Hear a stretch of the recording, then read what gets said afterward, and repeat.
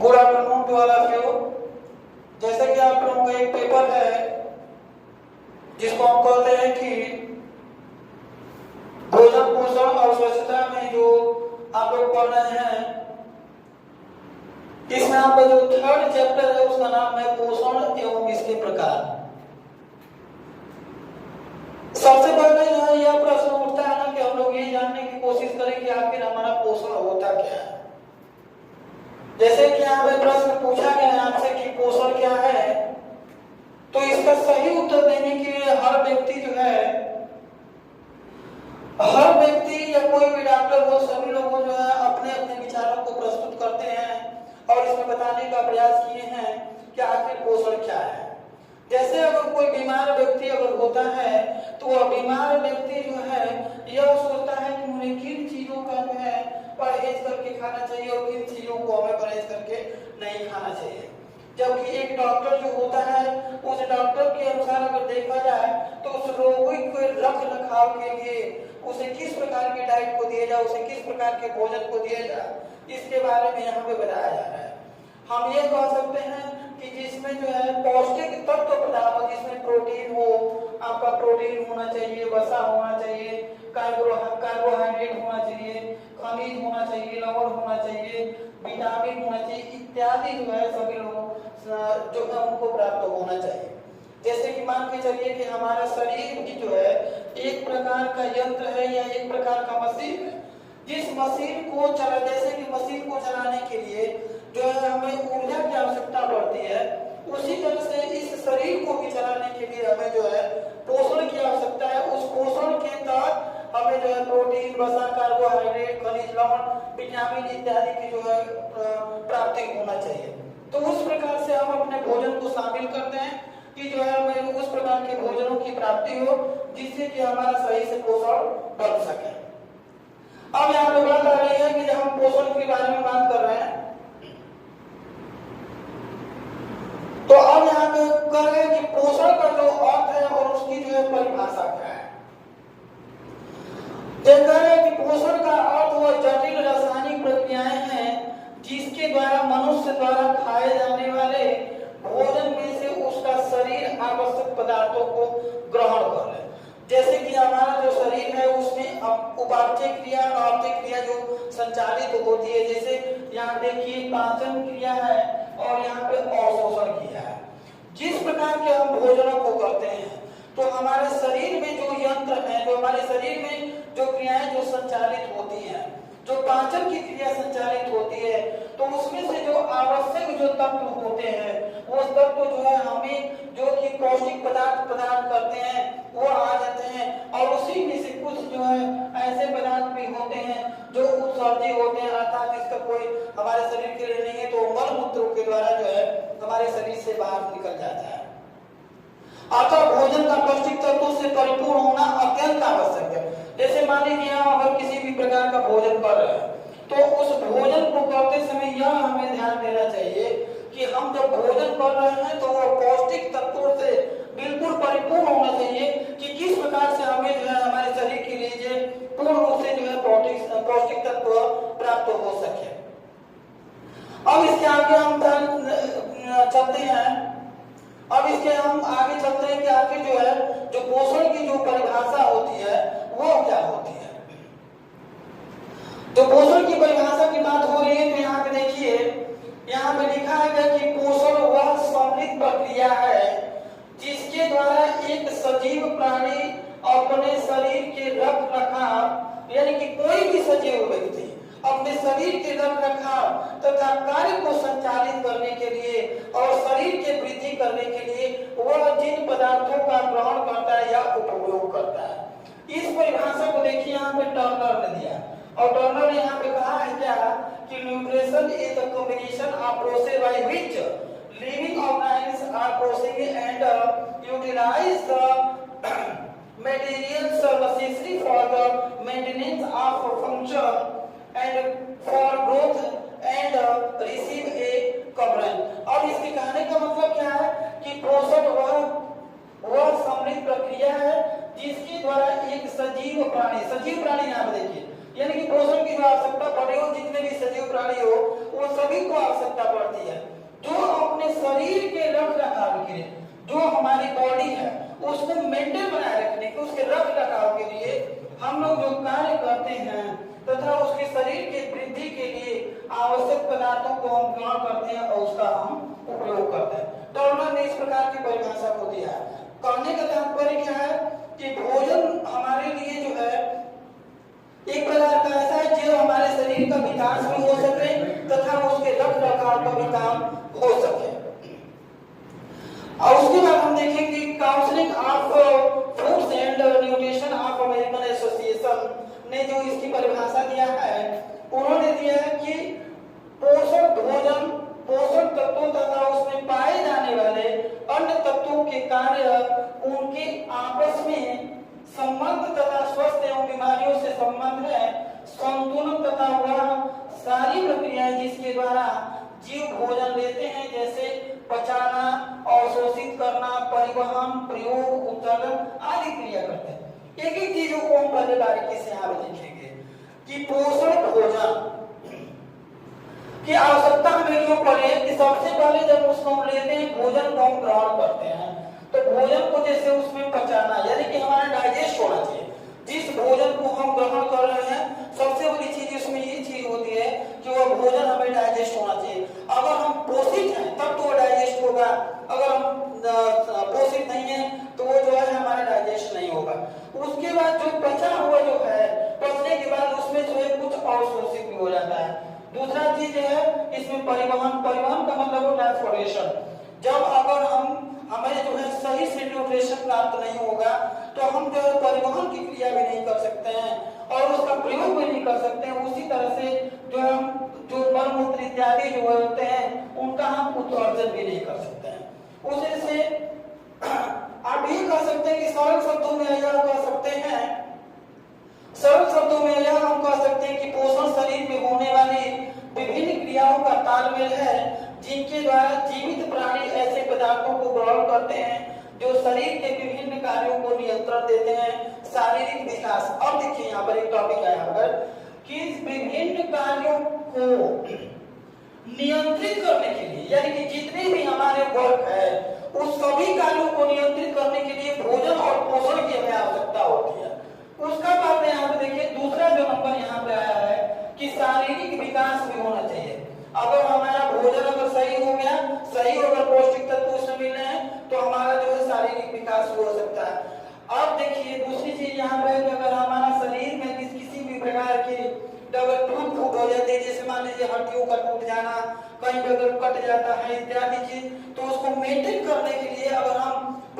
हमारा पोषण अगर सही है तो मेंटेन हो जाता है। अगर हम किसी भी प्रकार से कुपोषित हैं तो मेंटेन नहीं हो पाता है, हमें अन्य बीमारियां भी उससे हम जो है ग्रसित होते चले जाते हैं। इस आधार पर हम यह कह सकते हैं कि पोषण जो है बिल्कुल आवश्यक होती है। अब यहाँ पे बात हम कहते हैं कि पोषण के जो प्रकार होते हैं वो कौन कौन से होते हैं। जैसे पोषण मनुष्य के बीच का संबंध है, जैसे यहाँ पर जो है पोषण जो होता है यहाँ पर जो इसको दो भागों में बांटा गया है। पहला नंबर एक सुपोषण है और दूसरा नंबर एक यहाँ पर कुपोषण है। देखिए सुपोषण और कुपोषण दो चीजें यहाँ पे दिया गया है कि जब किसी हम भोज्य पदार्थों को ग्रहण करते हैं और उस भोज्य पदार्थ से मिले हुए जब किसी हम भोज्य पदार्थों को ग्रहण करते हैं और उस भोज्य पदार्थों से जो भी हमें प्राप्त हो रहा है, जैसे उससे जो है ऊर्जा हमें प्राप्त हो रही है या जो पौष्टिक तत्व जो हमें प्राप्त हो रहे हैं वो हमारे लिए अगर सुचारू रूप से अगर काम कर रहे हैं उस समय जो है आपका जो है सुपोषण होता है। लेकिन अब सुपोषण से हमें किन किन प्रकारों का प्रभाव पड़ता है, जैसे मान लीजिए हड्डियां हो गई, आपकी जो मांसपेशियां हो गई, शारीरिक संरचना हो गया, शरीर की ऊंचाई हो गया, लंबाई हो गया, वजन का बढ़ना और घटना हो गया, ये सारी चीजें समानुपाती होना चाहिए। यानी कि इन सबका जो अनुपात होना चाहिए ना वो बिल्कुल अगर बराबर है तब तो हम पोषित हैं। अगर ये सारी चीजें अगर अनुपात इनका अगर गड़बड़ चल रहा है और खराब चल रहा है तो हमको ये कहना चाहिए कि हमें जो पोषण जो प्राप्त हो रहा है वो हम जो है सुपोषित नहीं है बल्कि कुपोषित है। अब देखिए यहाँ पे सुपोषण की कुछ विशेषताएं हैं। अब देखिए जो सुपोषण है यह जो है इसकी कुछ विशेषताएं होती हैं। देखिए लिखा है कैरेक्टरिस्टिक्स ऑफ गुड न्यूट्रिशन, यानी कि जो अच्छा सुपोषण होता है उसकी विशेषताएं क्या क्या होती हैं। आप देख सकते हो कि पहला नंबर पे यहाँ लिखा है कि उत्तम पोषण प्राप्त करने वाले व्यक्ति का शरीर हिष्ट पुष्ट गठीला रहता है, उसकी शारीरिक लंबाई चौड़ाई में भी संतुलन रहता है। अर्थात कहने का मतलब क्या है कि जो व्यक्ति का जो है डाइट सही है, बैलेंस डाइट है, सारी चीज उसको सही है, सुपोषित रूप से है, तो उसका शरीर बिल्कुल स्वस्थ रहेगा, उसका शरीर गठीला रहेगा और उसकी लंबाई में भी किसी प्रकार की दिक्कत नहीं आएगी। दूसरा नंबर का है कि उसके पाचक अंग रक्त संचारण व श्वसन तंत्र समुचित रूप से कार्य करेंगे। पाचन तंत्र, जैसे मान लीजिए कभी कभी आपने देखा है कि हम जब भोजन कर लेते हैं तो तुरंत हम लोग कहते हैं कि पेट में दर्द होने लगा, ये होने लगा, वो होने लगा। इसका मतलब जो हमारा जो डाइजेस्टिव सिस्टम है वो सुचारू रूप से काम नहीं करता है। लेकिन अगर हम सुपोषित हैं तो इस प्रकार की हमें दिक्कतें नहीं आ सकती हैं। हमारा जो पाचक अंग है वो भी सही काम करेगा। जैसे मान लीजिए बहुत से लोगों को आपने देखा होगा कि ब्लड प्रेशर की बीमारियां हो जाती है, शुगर की बीमारियां हो जाती हैं। ये सारी जो चीजें होती हैं वो इन सब चीजों का ही जो परिणाम है। जो हमारे जो है अगर हम सही से भोजन जो ले रहे हैं और वो सही से नहीं ले पा रहे तो इस प्रकार की समस्याएं हम लोगों के सामने आ जा रही है। जैसे श्वसन तंत्र हो गया, हमें सांस लेने में जैसे कि आप लोग देख रहे हो कि ज्यादातर लोगों को जो है हार्ट अटैक की बीमारियां हो रही हैं, सांस लेने की दिक्कत हो रही है। ये सारा जो है कुपोषण का देन है। अगर हम पोषित रहते, अगर सही से हमारा सुपोषित होते तो इस प्रकार की बीमारियां हम लोगों के पास नहीं आती। शरीर में वसा की समान तब होती है जिसमें त्वचा हमारी चिकनी और स्वस्थ रहती है। ये तो आप जानते हो कि अगर वसा की मात्रा अगर सही रूप से रहे तो हमारी चिकना जो त्वचा है वो बिल्कुल चिकनी होनी चाहिए, चिकनी दिखती है। जैसे मान लीजिए आप लोग देखे होंगे कि बहुत से लोग जो है स्वस्थ होते हैं, उनके चेहरे पर हमेशा या उनकी स्किन पर हमेशा लाइटें जो रहती हैं, उसका कारण यही होता है कि उसमें जो है जो वसा होती है बिल्कुल सामान्य मात्रा में होती है। अगला नंबर है इसलिए झिल्ली जो है गुलाबी रंग की होती हैं, दांत व मसूड़े बिल्कुल स्वस्थ होते हैं, बाल लंबे और चमकीले वो घने हो जाते हैं, नेत्र दृष्टि यानी कि आंखों की जो चमक होती है वो सही दिखाई देती है। जैसे मान लीजिए आदमी की जैसे जैसे उम्र घटती जाती है, जैसे जैसे उम्र उसकी बढ़ती जाती है तो वैसे वैसे लोग कहते हैं कि उसकी रोशनी कम हो रही है, लेकिन ऐसा नहीं है। जब उसका जो है भोजन अगर उसके बैलेंस में है, अगर वो सही प्रकार से अगर भोजन को कर रहा है, सही प्रकार से उसे पोषक तत्व मिल रहा है, उसको पोषण सही मात्रा मिल रहा है, तो वो कभी भी जो उसके आंखों की रोशनी नहीं जा सकती, वो पूरी उम्र जो है अपने आंखों से वो देख सकता है। वो अब इसके बाद बात कर रहे हैं कि पोषण एवं इसके प्रकार में अगला नंबर ये भी है कि उत्तम पोषित व्यक्ति को रोग प्रतिरोधक क्षमता पर्याप्त मात्रा में, जैसे कि अभी आपने देखा कि कोविड-19 का जो कहर चल रहा था उस समय जो है जिनके अंदर जो स्टेमिना कम थी वो लोग जो है बहुत पहले जो है उनको जो सांस लेने में दिक्कतें होती थी तो बहुत पहले एक्सपायर हो जाते, लेकिन जिसके अंदर स्टेमिना ज्यादा थी वो काफी देर तक उससे संघर्ष करते रहे और वो जो है बच भी गए। जैसे यहाँ पे देखिए कि अगर कोई पोषित व्यक्ति है तो रोग प्रतिरोधक क्षमताएं जो उसकी बढ़ जाती है। जैसे मान लीजिए हल्की फुल्की कोई बीमारियां हो जाती हैं तो उसके अंदर इस प्रकार की क्षमता होती है कि उसको जो है किसी भी प्रकार की हानि नहीं हो सकती, उससे वो लड़ रखता है, वह कर्मठ होता है, उससे शीघ्र थकान महसूस नहीं होता है। जैसे कि आप लोग देखे होंगे कि अगर व्यक्ति जो है अगर सही रूप से पोषित है तो वो कभी थकता नहीं, कोई भी काम उसको देंगे तो बिना थके हुए झट से जाएगा और उस काम को करके आता है। लेकिन कुछ लोग ऐसे होते हैं जिनको सही रूप से अगर उनको पोषण नहीं हो पाता तो वो लोग जो है अगर किसी काम को करेंगे तो उनको लगता है कि हमेशा जो है वो थकावट महसूस कर रहे हैं और उस काम को करने में हमेशा जो है आनाकानी करते रहते हैं। इसलिए जो है पोषण बहुत आवश्यक है। अगला नंबर है कि शारीरिक स्वास्थ्य के साथ साथ मानसिक स्वास्थ्य भी अच्छा होना चाहिए। जैसे मान लीजिए हमारा शारीरिक जो हमारा शरीर है वो बिल्कुल सुडौल हो, सही हो, सुरक्षित हो, सब कुछ सही हो, लेकिन हमारा ब्रेन जो सही काम नहीं कर रहा, हमारा दिमाग सही नहीं काम कर रहा, तो इसका मतलब ये है कि हम अपने आप को ये कह लें कि हम भी कुपोषित हैं बल्कि सुपोषित नहीं है, बल्कि हमारा जो है केवल शरीर का विकास हुआ है, हमारे दिमाग का किसी भी प्रकार से विकास नहीं हुआ है। अब ये कह रहे कि सुपोषण और उत्तम पोषण की जो आवश्यकता होती है वो क्यों होती है? कह रहे कि need of nutrition and good nutrition. आखिर इसको जो आवश्यकता होती है वो क्यों होती है? तो कह रहे हैं कि शारीरिक आवश्यकताओं की पूर्ति तथा आयु एवं ऊंचाई के अनुसार भार को बनाए रखने के लिए पर्याप्त मात्रा। यहाँ पर जो है need of nutrition and good nutrition की बात हो रही है, अर्थात सुपोषण उत्तम पोषण की आवश्यकता हमें क्यों पड़ती है। अब ये तो जान गए कि आखिर जो है ये जो सुपोषण जो होता है इससे ये लाभ होता है, लेकिन अब ये कह रहा है ना कि जो हमें इसकी आवश्यकता क्यों पड़ रही है। तो देखिए यहाँ पे लिखा है कि शारीरिक आवश्यकताओं की पूर्ति, जो भी हमारे शरीर की आवश्यकता होती है ना उसकी पूर्ति के लिए जो है न्यूट्रिशन की आवश्यकता है। अब इसमें क्या क्या आवश्यकता होती है, जैसे उम्र की, ऊंचाई की, भार की, ये 3 चीजों को आप लोग देखिए। अब ये कह रहा है ना कि जैसे आयु हो गया, बहुत से लोगों को आपने देखा होगा कि बहुत ज्यादा उम्र हो जाता है लेकिन फिर भी उनके चेहरे पर इस प्रकार की जो चीजें दिखाई नहीं देती है जिससे कि आपको लगे उनकी उम्र ज्यादा हो गई है। उसी प्रकार उनकी ऊंचाई की बात की जाए, बहुत से लोग ऐसे हो जाते हैं कि जो उनकी हाइट कम होती है उनके जो है हाइट जो है कम हो जाती है, कुछ लोगों की हाइट जो है बहुत ज्यादा होती है। उसी तरह से आपने देखा होगा कि हाइट के अनुसार लोगों का भार कम हो जाता है या अधिक हो जाता है। इन सभी चीजों के लिए ऊर्जा का होना जो है और वसा का होना और कार्बोज का होना अति आवश्यक है। अगला नंबर है मांसपेशियों में ऊतकों का निर्माण एवं पूर्ण निर्माण।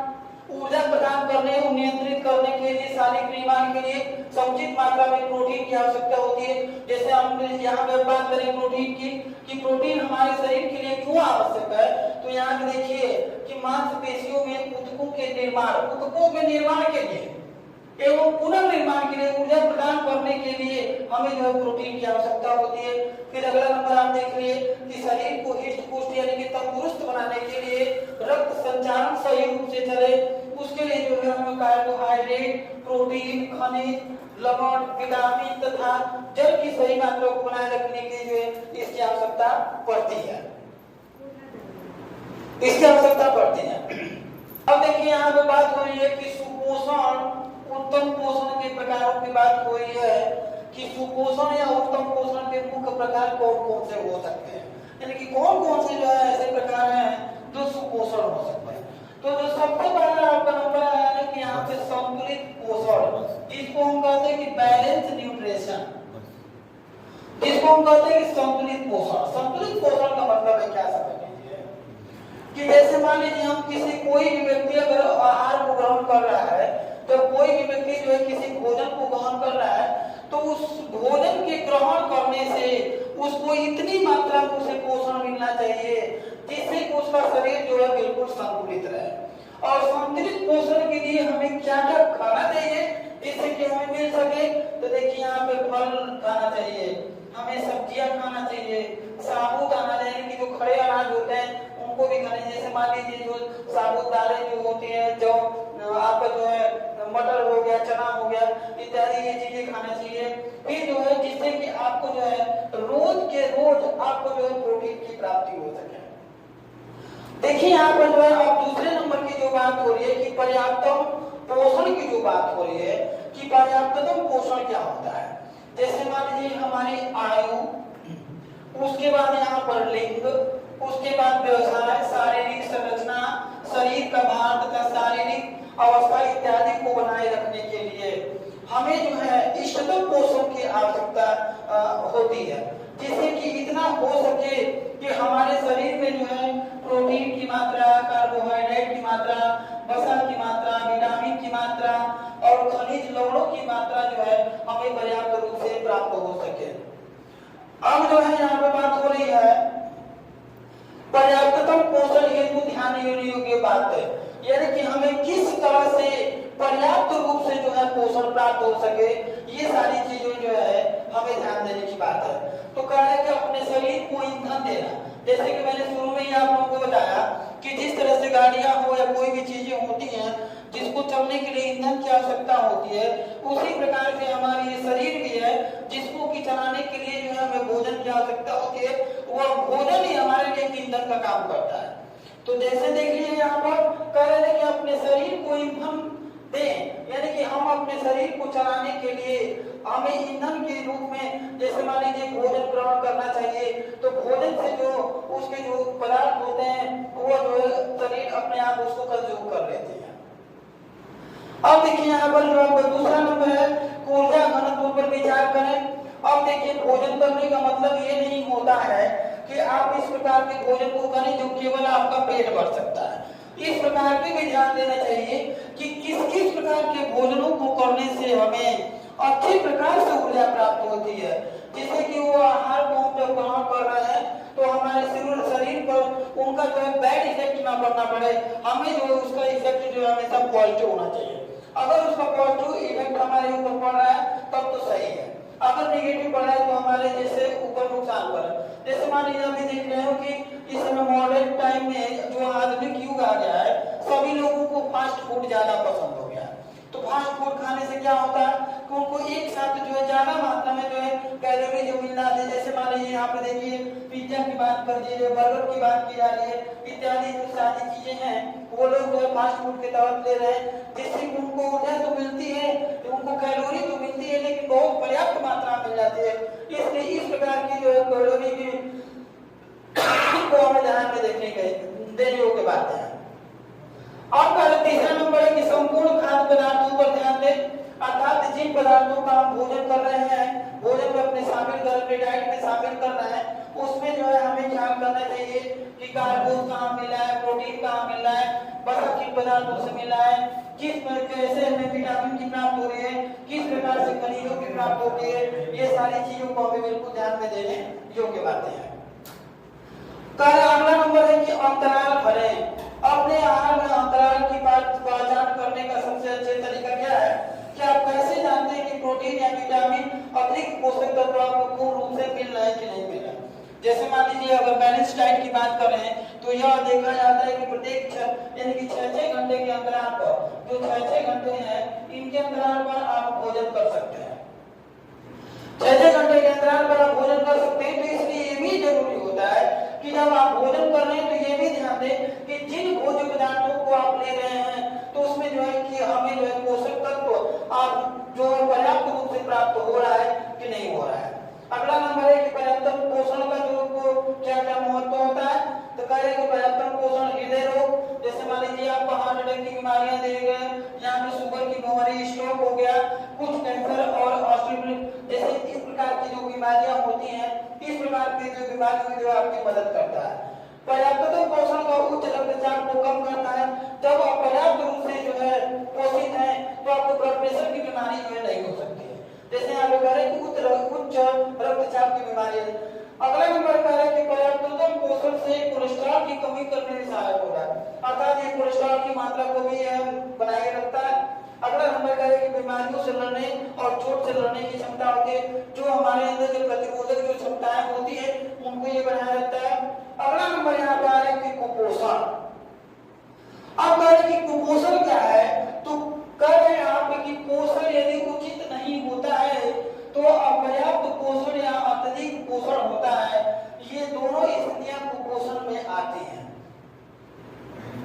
जैसे कि मान लीजिए अगर हमें जो भोज्य पदार्थों को हम ग्रहण कर रहे हैं वो हमें जो है अगर सही बैलेंस में सारी चीजों को, जैसे प्रोटीन हो गया, वसा हो गया, कार्ब, ये सारी चीजें अगर हमें पर्याप्त रूप में अगर दे रहा है तब तो जो है सुपोषण है। लेकिन वही चीज अगर हमें सही पर्याप्त रूप में नहीं मिल रहा है तो हमें जो है जैसे शारीरिक थकान हो जाना, बीमारियां हो जाना, रोग प्रतिरोधक क्षमताओं का कम होना इत्यादि, ये सारी जो चीजें होती हैं जिससे हमारे शरीर पर जो है काफी प्रभाव डालते हैं। ये जो है कुपोषण की जो है पहचान होते हैं। अगला नंबर यहाँ पर हम आएंगे कि कुछ लोगों ने यहाँ पर यह भी कहा है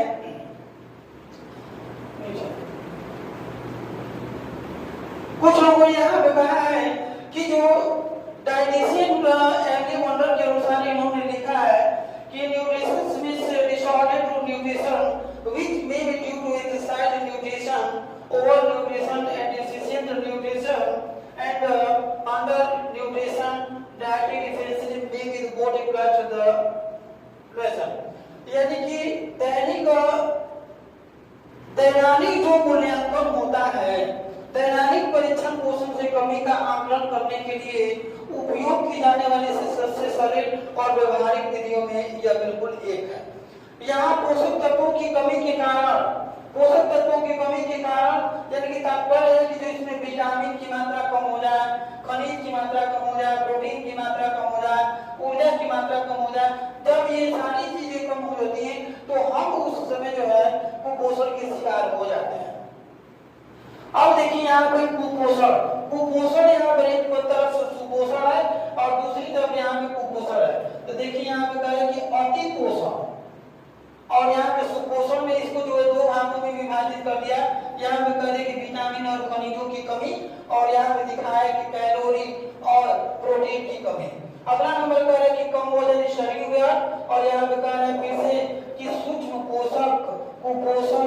लव विटामिन ए आयोडीन इत्यादि की जो है कमी के कारण हो जाता है। और अति पोषण का मतलब क्या होगा कि जब आप किसी चीजों को जो है बहुत अधिक मात्रा में ले रहे हैं तो उस समय आपका जो है वजन जो है बहुत ज्यादा हो जाता है, जिससे मोटापा जो है आपकी बढ़ जाती है। लेकिन इसका बस यही कारण नहीं हो सकता है। कभी कभी ऐसा होता है कि जैसे मान लीजिए आपका डाइजेस्टिव सिस्टम अगर सही से काम नहीं कर रहा है तो उस समय भी जो है आपको जो है शरीर में सूजन आ जाना इत्यादि जो है इस प्रकार की जो है बीमारियां जो है यहाँ पर होना शुरू हो जाती हैं। और देखिए यहाँ पर जैसे आप कुपोषण के कारण जो है कुछ ऐसी बीमारियां होती है जो गैर संचारी रोग होती हैं। थोड़ा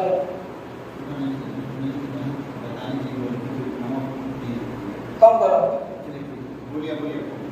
अब देखिए यहाँ पर भी गैर संचारी रोग जो कहते हैं, जैसे यहाँ पर एक ग्राफ के द्वारा दिया गया है कि जो कुपोषण होता है ना, उस कुपोषण का जो परिणाम क्या क्या होता है। तो देखिए यहाँ पे कह रहा है कि मधुमेह की बीमारी होती है, उच्च रक्तचाप की बीमारियां हो सकती हैं, आपका वजन अधिक हो सकता है, एनीमिया हो सकता है, जन्म के समय शिशु के वजन में कमी हो सकती है और जन्म के समय शिशु में खराब स्कूलों में प्रदर्शन भी हो सकता है, अधिक कम आर्थिक उत्पाद भी हो सकता है, बिगड़ा हुआ जो है संज्ञान हो सकता है, बार बार आपको नींद आना, बार बार थकान आना इत्यादि जो है ये कुपोषण के सब शिकार है।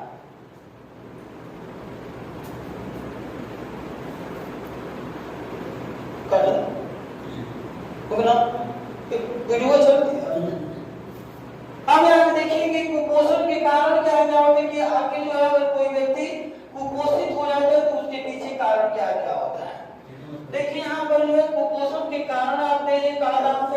malnutrition, तो कह रहे किसी कारण जो है निम्नलिखित हो सकते हैं। पहला नंबर अपर्याप्त भोजन, यानी कि पर्याप्त रूप से आप भोजन नहीं कर रहे हैं और उचित भोजन कर रहे हैं, आपको जरूरत नहीं आप उस समय भोजन को करना है, शारीरिक अवस्थाओं के अनुसार जो है आप और उपयुक्त भोजन को ले रहे हैं। ये जो जितने भी सामाजिक आर्थिक कारण भी हो सकता है, आप सामाजिक रूप से किसी प्रकार से परेशान हो, आपके पास पैसा रुपया ना हो, जिसके कारण जो है आप जो है पर्याप्त रूप से भोजन की जो है सही डाइट नहीं ले पा रहे हैं, इस कारण भी जो है आपका जो है कुपोषण हो सकता है।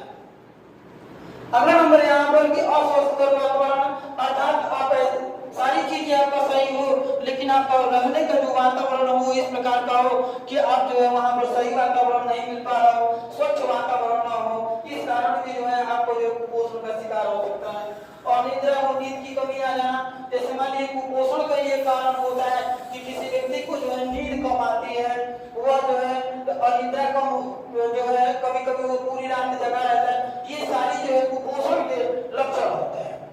अगला नंबर है क्या क्या आता है, जैसे मान लीजिए बहुत से लोग ऐसे होते हैं जैसे अधिकतर जो इस प्रकार की जो दिक्कतें देखी जाती है वो ग्रामीण क्षेत्रों में देखी जाती है कि ग्रामीण क्षेत्रों को बहुत सी चीजें ऐसी होती है जो पता नहीं होती, जो अपने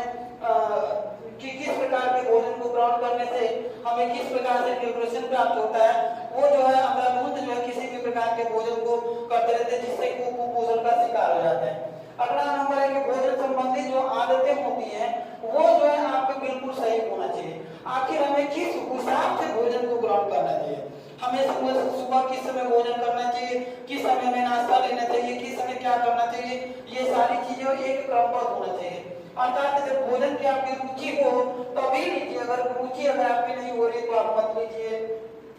भोजन करते समय 6 घंटे से कम अंतराल नहीं होना चाहिए, कम अंतरालों पर बार भोजन भी नहीं लेना चाहिए आपको, अधिक तला हुआ आपको भोजन नहीं करना चाहिए, मद्यपान यानी कि शराब और कॉफी की जो इत्यादि जो हम लोग सेवन जो करते हैं, इन सब चीजों को जो है हमें कम से कम लेना चाहिए। अब कह रहे कि दोषपूर्ण पाचन एवं शोषण,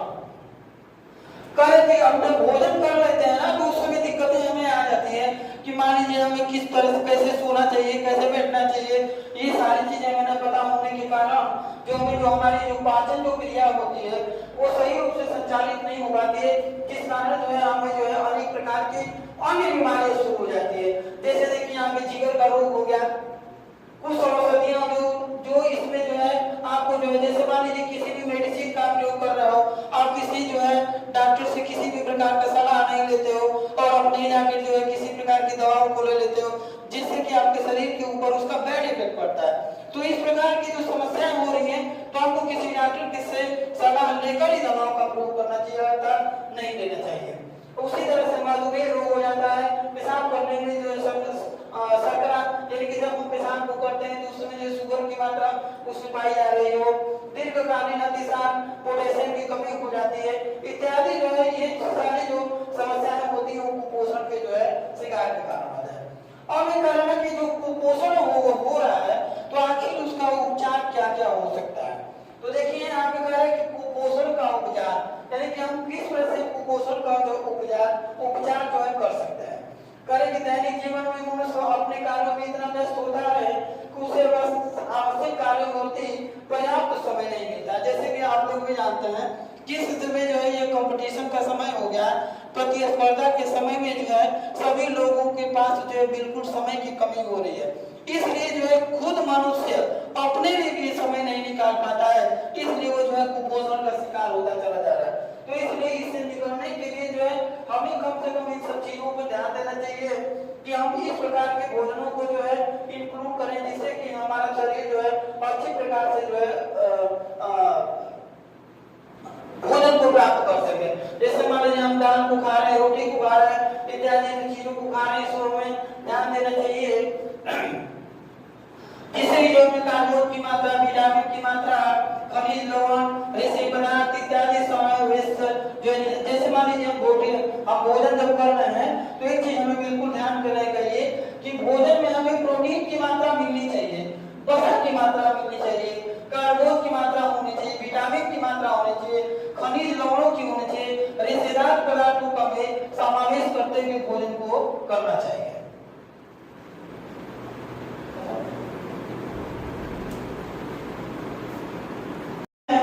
कि जो अपर्याप्त अल्प पोषण क्या चीज होता है कि जो अल्प पोषण यानी कि कम मात्रा में जो है हमें पोषण की प्राप्ति हो रहा है। जैसे कि मान लीजिए हम लोग जो है जो भोजन करते हैं उसमें हमें पता नहीं होता है कि हमें प्रोटीन की मात्रा कितनी मिल रही है, विटामिन की मात्रा कितनी मिली है, आयरन की मात्रा कितनी मिल रही है, ये सब चीजों के बारे में हमें जानकारी नहीं हो पाती है। कम से कम 30 से 40% बच्चों को प्रोटीन कैलोरी मिलना चाहिए, 60% मिलना चाहिए, ये सारी जो चीजें मिलनी चाहिए, इसके बारे में हम जान नहीं पाते हैं। ये जो है हमारा होता है अल्प पोषण। अब इसको समझने के लिए जो है सबसे पहले हम देखेंगे कि अपर्याप्त जो पोषण के जो लक्षण होते हैं वो क्या होता है। जैसे मान लीजिए आप देखे होंगे कि अगर किसी व्यक्ति के अंदर जो है अपर्याप्त पोषण पाया जा रहा है तो उसकी त्वचा जो है झुर्रीदार हो जाती है। अर्थात आपने देखा होगा कि उस व्यक्ति की उम्र भले ही कम होती है लेकिन उसका चेहरा जो है बिल्कुल झुर्रियों से भर जाता है। ये जो है उसका अल्प पोषण का, अल्प का मतलब जैसे आप जो बैलेंस डाइट को ले रहे हैं ना, अगर वो पर्याप्त मात्रा में आपको नहीं मिलती है तो आप उम्र से पहले ही बुढ़ा होना शुरू हो जाते हैं और उसमें जो है रूखी होना चाहिए और वो बेजान हो जाती है, शरीर का भार धीरे धीरे कम होने लगता है। और यह अल्प पोषण का ही देन है कि व्यक्ति के जो शरीर का जो वजन होता है ना वो बिल्कुल जो है धीरे धीरे कम होने लगता है, क्योंकि उसके शरीर में जो फैट होता है वो फैट धीरे धीरे गलकर उसे जो है पोषण प्रदान करने लगती है और जब वो गलना कम हो जाती है तो उसके बाद उस व्यक्ति को जो है हो सकता है कि लास्ट में उसको जो है मृत्यु का मुंह देखना पड़ता है। बालों की चमक जो है खत्म हो जाती है, बाल झड़ना भी शुरू हो जाते हैं। अब देखिए अल्प पोषण है, इसके जो है क्या है कि हमारे जो बाल होते हैं उनकी जो है चमक जो है बिल्कुल समाप्त होने लगते हैं, और कभी कभी ऐसा भी हो जाता है कि हमारा बाल झड़ना भी शुरू होता है। और जो हमारे शरीर है उसमें जो है खून की कमी होने चाहिए, शरीर पीला पड़ने लगता है। जैसे कि आपने सुना होगा कि जो लोग कहते हैं कि नहीं नहीं पीलिया की बीमारी हो गई, ये सारे जो है अल्प पोषण की जो देन होते हैं। पाचन संबंधित रोग हो जाते हैं, अर्थात हम कोई भी भोजन जब ग्रहण करते हैं ना तो बिल्कुल हमें पछता नहीं है, कहते हैं पेट में दर्द होने लगा, गैस बनने लगा, ये होने लगा, वो होने लगा, तुरंत जो है हम इन सब चीजों को जो है ध्यान दे देते हैं। आंखों की रोशनी जो है बिल्कुल कम होने लगती है। अब देखिए जैसे मान लीजिए विटामिन सी की आपके अंदर कमी होने लगे, आप ऐसे पदार्थों का सेवन नहीं करते हैं, ऐसे भोज्य पदार्थों का सेवन नहीं करते हैं जिसमें सी की मात्रा पर्याप्त रूप से मिल रही है, तो जाहिर सी बात है कि एक समय ऐसा भी आ जाएगा कि आपके धीरे धीरे आंखों की रोशनी जो है समाप्त होने लगती है। बच्चों की आंखें विकृत हो जाती हैं और उनके विकास की गति रुक जाती है। जैसे मान लीजिए जो छोटे छोटे जो बच्चे होते हैं और उनको पर्याप्त रूप से जो है अगर नहीं मिल पाता है तो जो उनकी हड्डियां जो होती हैं वो धीरे धीरे जो है विकृत हो जाती हैं, और उनकी लंबाई, उनका जो ग्रोथ होता है, उनका ग्रोथ जो है सुचारू रूप से नहीं हो पाता है। और शरीर की जो प्रतिरोधक जो क्षमता होती है वो जो है बिल्कुल काम करना कम कर देती है। जैसे आपने देखे होंगे हमें कोई भी किसी भी प्रकार की जो बीमारियां होती है ना, तो उस बीमारी के अंदर जो है हमारे शरीर में जो प्रतिरोधक जो क्षमता होती है जिससे कि पहले वो लड़ती है, फिर उसके बाद में हम जो है उसका बुरा प्रभाव हमारे ऊपर पूरे बॉडी के ऊपर पड़ता है। तो ये क्या होता है कि अगर वो सुपोषित नहीं है, अगर कुपोषित है तो इस प्रकार की समस्याएं आती हैं और आपका शरीर जो है तुरंत जो है अपर्याप्त पोषण के कारण। अब देखिए यहाँ पे बात करें कि अपर्याप्त के पोषण के जो है कारण क्या होता है, तो देखिए यहाँ पे लिखा है कि आजकल केवल भारतवर्ष में ही नहीं है किंतु संपूर्ण विश्व में अविकसित और विकसित राष्ट्रों में कुपोषण की समस्या है। जिसका कारण क्या है? जैसे मान लीजिए जो अंडर डेवलपिंग कंट्री जो है, जैसे मान लीजिए हमारा भारत भी अभी धीरे धीरे विकास की तरफ है, अल्प विकसित हम लोग अभी विकासशील है, हम अंडर डेवलपिंग है हम लोग भी। तो यहाँ पर जो है लोगों की जो कुपोषण की जो समस्या हो रही है ना वो क्या है, जो सबसे पहला नंबर है कि गरीबी है। जैसे मान लीजिए हम लोग मानते हैं कि अगर हमें सुपोषित रहना है तो ऐसे भोज्य पदार्थों को हमें ग्रहण करना चाहिए जिससे कि जैसे मान लीजिए फल हो गया, हरी सब्जियां हो गया इत्यादि को सेवन करने से हम सुपोषित रह सकते हैं। लेकिन भाई देखिए यहाँ पर एक चीज और बात है कि जो गरीबी है, गरीबी यहाँ पर एक ऐसी चीज है जब लोगों के पास पैसा नहीं होगा ना तो बेचारे जो है किसी तरह से अपने आप को जीवन यापन करने के लिए वो जो है न तो उनको हरी सब्जियां मिल पाती है, न तो उन्हें किसी प्रकार का फल मिल जाता है, वो जो है कुपोषण का शिकार हो जाते हैं। अगला नंबर है कि यहाँ पे अशिक्षा। अशिक्षा का मतलब अनएजुकेटेड। अनएजुकेटेड का मतलब अनएजुकेटेड पर्सन का मतलब क्या हो गया कि वह व्यक्ति जो कम पढ़ा लिखा है या नहीं के बराबर जो पढ़ा लिखा है तो उसको बिल्कुल इन सब चीजों के बारे में पता नहीं है कि हमें किस प्रकार के भोजन को जो है खाना चाहिए जिससे कि हम संपूर्ण रूप से जो है पोषण प्राप्त हो सके। अगला नंबर है कि भोजन पदार्थों की कमी। जैसे कि मान लीजिए कि हमारे भारत की जनसंख्या इतनी ज्यादा हमारे देश की जनसंख्या है कि जनसंख्या ज्यादा होने के कारण बहुत से ऐसे लोग हैं जिनको की पर्याप्त रूप से जो है भोजन की भी प्राप्ति नहीं हो पाती है। तो जब भोजन उनको प्राप्ति नहीं हो पाती है ना तो वहाँ पे भोजन पदार्थों की कमी के कारण जो है उनके जो है अनुपात में जो है काफी कमी आने लगता है, जिसके कारण जो है कुपोषण की समस्या जो है धीरे धीरे बढ़ती चली जाती है। अब देखिए चौथा जो नंबर है कि भोज्य पदार्थों में मिलावट की बात हो रही है। सबसे इंपॉर्टेंट फैक्ट, सबसे इंपॉर्टेंट टॉपिक है भैया आप लोगों के लिए, इसको आप लोग समझिए कि जो भी हमारे मार्केट में भोज्य पदार्थ हम लोगों को प्राप्त होते हैं ना उन भोज्य पदार्थों में कोई भी शुद्धता नहीं होती है। जितने भी भोज्य पदार्थ है वे सभी में जो है आपको मिलावट मिले। आप सरसों का तेल लेने जाओ, चीनी लेने जाओ, नमक लेने जाओ, उसमें किसी भी प्रकार की गुणवत्ता की बात नहीं हो रही है। और जब तक उससे सही गुणवत्ता वाली वस्तुओं का हम सेवन नहीं करेंगे तब तक हमें सुपोषण प्राप्त नहीं हो सकता। हम हमेशा जो है कुपोषण के शिकार होते रहेंगे। करें कि अपर्याप्त पोषण को दूर करने वाले जो तत्व होते हैं वो कौन कौन से होते हैं कि जिससे कि जो है हमारे जो पोषक तत्वों की कमी को जो है हम दूर कर सकें। तो सबसे पहले देखिए यहाँ पे प्रोटीन की बात हो रही है। करें कि प्रोटीन की आवश्यकता हमारे शरीर में क्यों पड़ती है। अब यहाँ पे एक प्रश्न ये उठ रहा है कि जो हमारे शरीर में जो प्रोटीन की आवश्यकता वो पड़ती है तो क्यों पड़ती है। तो कह रहे कि प्रोटीन एक शरीर निर्माण पौष्टिक तत्व है।